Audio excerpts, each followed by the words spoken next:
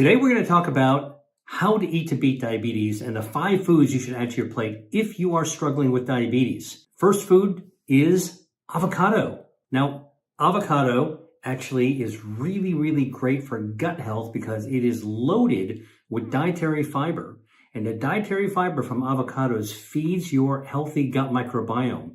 And a healthy gut microbiome lowers inflammation, which is actually a problem in diabetes because the diabetic state makes your body inflamed. It's pro-inflammatory. The other thing that avocado does is actually makes your body more sensitive to insulin.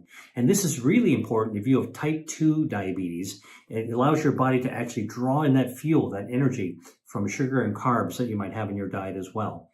So, avocados. How do I like to have avocados? Well, listen, I like them very simple. If you get a nice ripe avocado and you peel it, and you can actually just take out the pit, you can actually eat it with a spoon, sprinkle a little bit of salt, squeeze a little bit of lemon on, and you actually have something really delicious. Or, of course, you can spread it onto toast. The old avocado toast trick. Great for breakfast. Okay, food number 2, goji berries. You know those little red and orange berries that you'd find in an Asian market? Well, these are considered herbal medicines. They're actually used in China as tea. Guess what goji berries do? Goji berries actually have something called lutein and zeaxanthin that's good for your vision, good for your retina. Now, why is that important? Because people with diabetes are at risk for vision loss. This is from diabetic retinopathy and other forms of retinal disease. This is the disease in the back of your eye where all the blood vessels actually are. Diabetes actually makes your blood vessels not so healthy, and lutein and zeaxanthin in goji berries are actually good for protecting that retinal lining. So, number 2 is goji berries. Number 3, broccoli sprouts. Broccoli sprouts actually boost your immune defenses, and diabetes is a state where your immune system is actually depressed. It's an immunocompromised, immunosuppressed state. So anytime you can actually do anything to boost your immune system, that's a good thing. So how do you do this? Well, broccoli sprouts are basically baby broccolis. They're only 3 to 4 days old, but guess what? Broccoli has something called isothiocyanates or ITCs.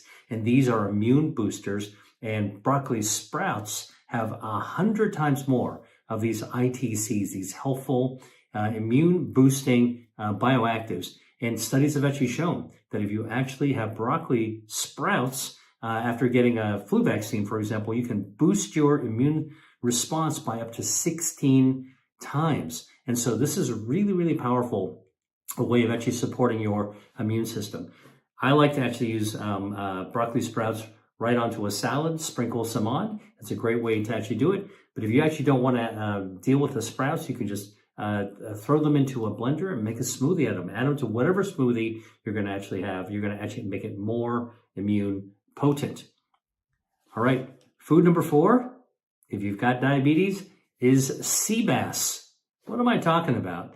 Sea bass is a fish that contains healthy omega-3 fatty acids. And what omega-3 fatty acids do is they actually help to improve your stem cells. They protect your stem cells. And in diabetes, that high sugar state actually stuns the stem cells in your body. Now, I write about stem cells in my book, Eat to Beat Disease.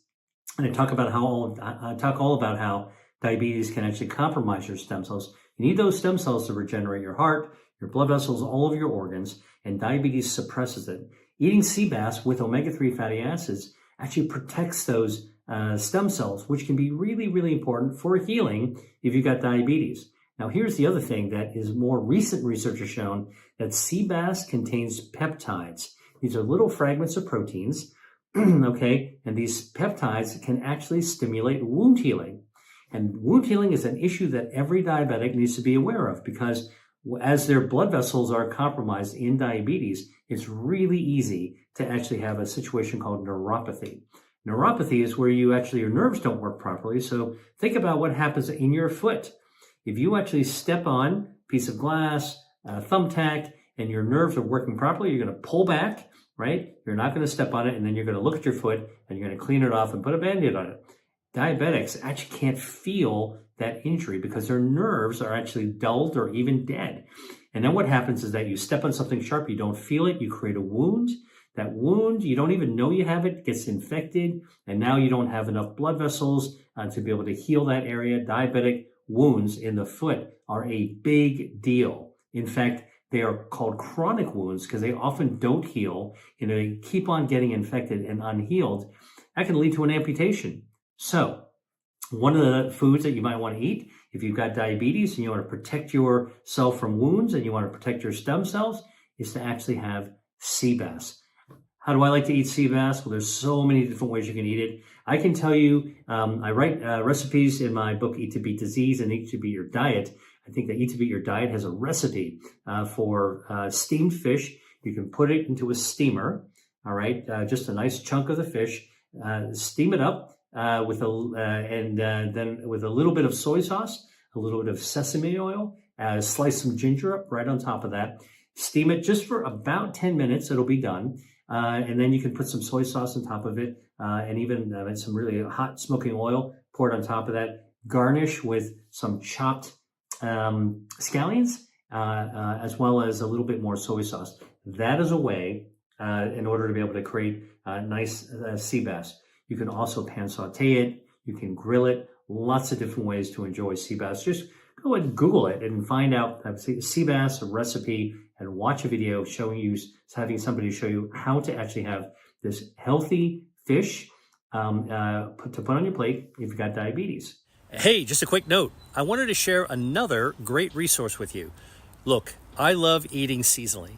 When foods are in season, they taste fresher, their flavors are better, and they have, more importantly, more bioactives that help your body activate your health defenses. So they're better for you as well. And I put together a special guide that shows you some of these foods called 3 disease-fighting foods for the spring. Trust me, these are the foods that you're going to want to put in your cart the next time you're in the grocery store or when you're at the farmer's market. Get my guide for you right now for free in the caption below. Now, let's get back to the video. And the 5th food you should actually have are seafoods, other types of seafoods that can have omega-3 fatty acids. Now, obviously, you can actually have mackerel and anchovies, salmon. Those will have the omega-3s, but I bet you didn't know that clams and mussels and oysters, which many, many people love, also have omega-3 fatty acids. So, and again, those omega-3s protect your stem cells, and they actually promote healing, and they actually help level off your blood lipids and lower inflammation as well. Again, these are all issues that you want to think about countering if you have diabetes. Okay, so what's my favorite way of actually cooking clams or mussels? You know what I do? I actually take a kettle, or I take a pan, put a little bit of olive oil, if you want to chop up a little bit of garlic, and just put clams right in there, or mussels, and get the oil nice and hot, okay? And then you'll start cooking the clams or the mussels, and as you sort of get the pot super hot, or pan, you put a lid on it, and just sit back, all right? And the juice inside the clam or the mussel will actually boil and pop open the clam or mussel when it's actually finished cooking and release all those juices. You want to throw a little dash of white wine in there. That's another little delicious trick. And now you've got freshly opened, freshly cooked clams and mussels. Another way of actually getting very, very important marine omega-3 fatty acids. And that's it. I hope you enjoyed watching this video. Thanks for tuning in. Hi there. If you enjoyed watching this video, I know you'll love the next one.